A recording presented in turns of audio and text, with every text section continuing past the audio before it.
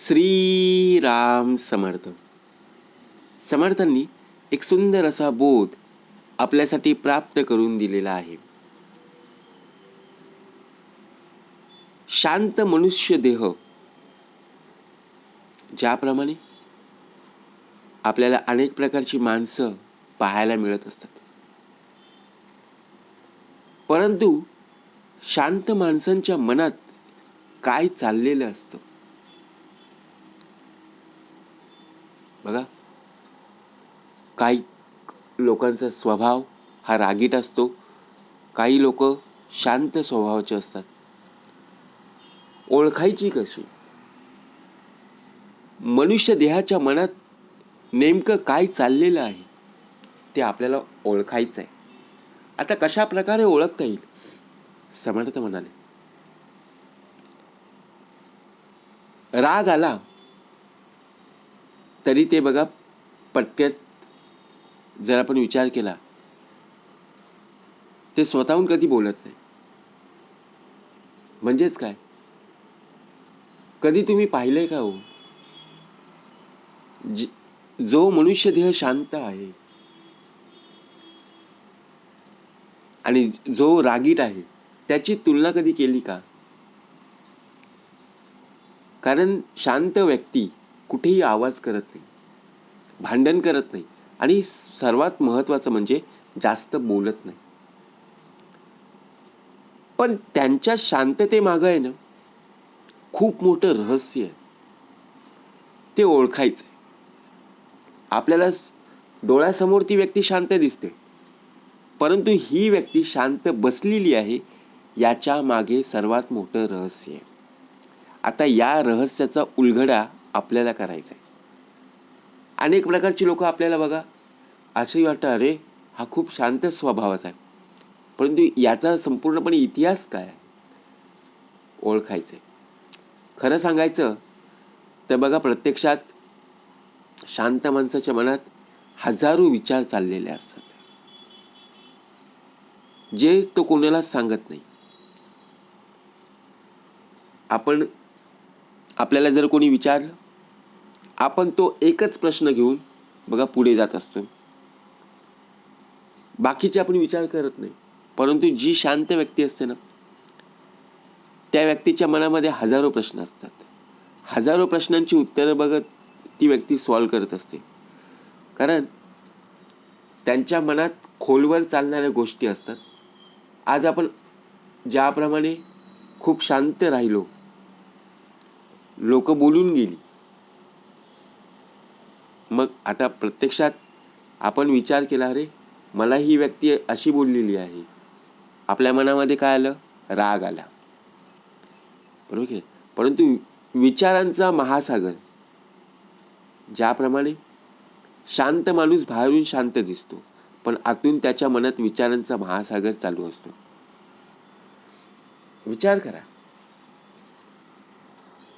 आपल्याला ती व्यक्ती स्वभावावरून समोरून प्रत्यक्षपणे शांत वाटते, परंतु तिच्या अंतरी, तिच्या मनात काय चालू आहे ते आपल्याला कळत नाही. छोट्या छोट्या गोष्टींवरून लगेच प्रतिक्रिया देण्याऐवजी आहे ना, ती व्यक्ती अगदी शांत राहते. आणि सर्वात महत्त्वाचं म्हणजे परिस्थिती नीट समजून घेते. आता विचार करा, हाच प्रसंग आपल्यावर आला असता तर आपण ऐकून घेणाऱ्यातले नव्हतो, बरोबर? दुसरी गोष्ट, परिस्थिती शांत व्यक्ती नीट सांभाळून घेते आणि जी रागीट असते ना, ती परिस्थिती बघा प्रत्यक्षपणे हाताबाहेर जाते. कारण अशा लोकांची डोकी सतत प्रश्नांनी, कल्पनांनी आणि शक्यतांनी भरलेली असतात. एखादी गोष्ट करण्यापूर्वी चांगलं काय, वाईट काय, योग्य काय, अयोग्य काय, सर्व काही पाहत असतात. हेच त्यांच्या शांततेचं खरं रहस्य आहे. आपण विचार करतो ना, अरे शांत माणूस जास्त बोलत नाही. हो, बोलत नाहीये, पण तो सतत सगळ्यांचं निरीक्षण करत असतो. लोक काय बोलतात, कसं वागतात, कोणत्या परिस्थितीत कशी प्रतिक्रिया देतात, हे तो शांतपणे पाहत असतो. त्यामुळे त्याला इतरांपेक्षा जास्त माहिती आणि समज मिळते. आपल्याला वाटतं अरे या व्यक्तीला काही बोललं ना तरी चालतं, ही व्यक्ती काही बोलणारी नाही आहे. परंतु त्यांच्या डोक्यात प्रत्येक गोष्टीची नोंद पाहायला मिळत असते, कारण ते प्रत्येक गोष्ट ऑब्झर्वेशन करत असतात. ते आपल्या बघा सहजासहजी लोकांच्या लक्षातही येत नाही. म्हणून शांत लोकांचा स्वभाव, हेतू आणि खरी ओळख ही पटकन कळते. ज्याप्रमाणे बघा शांत माणूस आपल्या भावनांवर चांगला ताबा ठेवतो. राग आला, दुःख झालं किंवा त्रास झाला तरी तो लगेच प्रतिक्रिया देत नाही.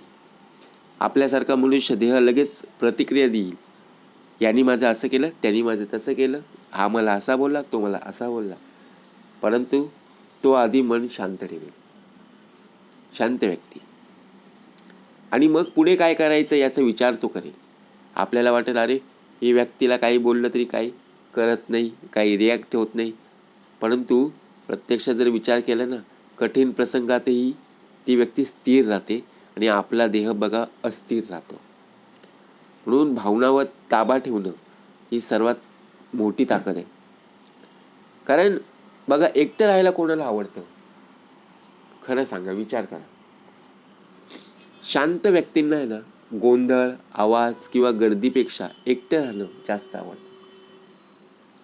आता बाजाराच्या ठिकाणी, मार्केटमध्ये जेव्हा आपण जाऊ तेव्हा आपल्याला शांतपणा आठवेल का हो? शांतपणा दिसेल का? नाही.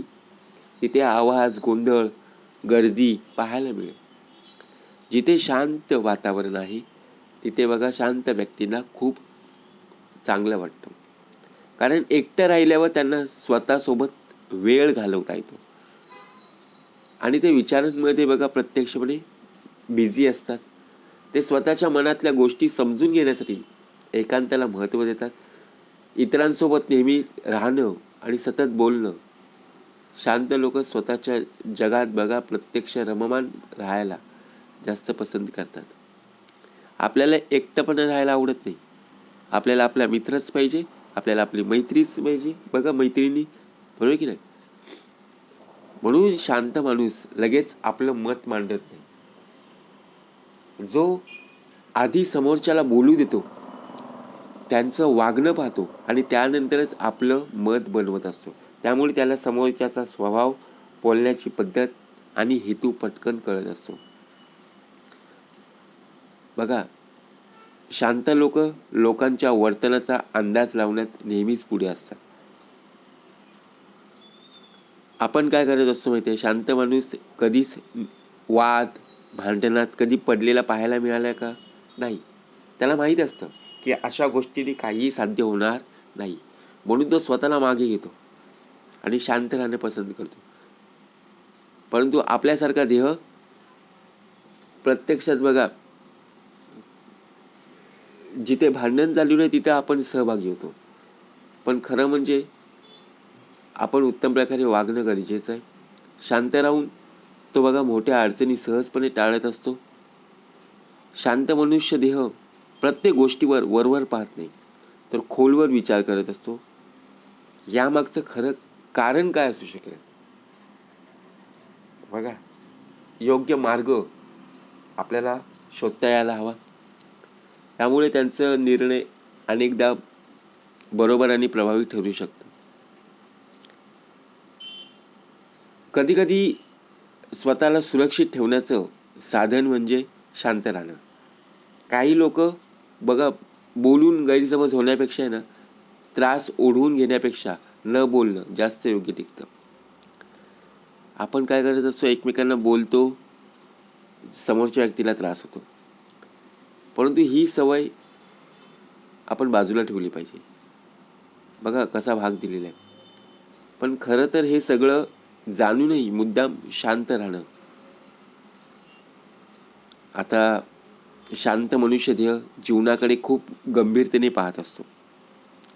कारण वरवरच्या गोष्टींमध्ये फारसा रममाण होत नाहीये.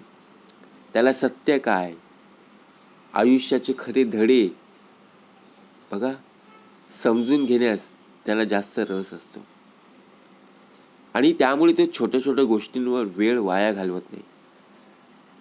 आपण आपला वेळ संपूर्णपणे कुठल्या गोष्टीमध्ये वाया घालवतो ते आपल्यालाच माहिती.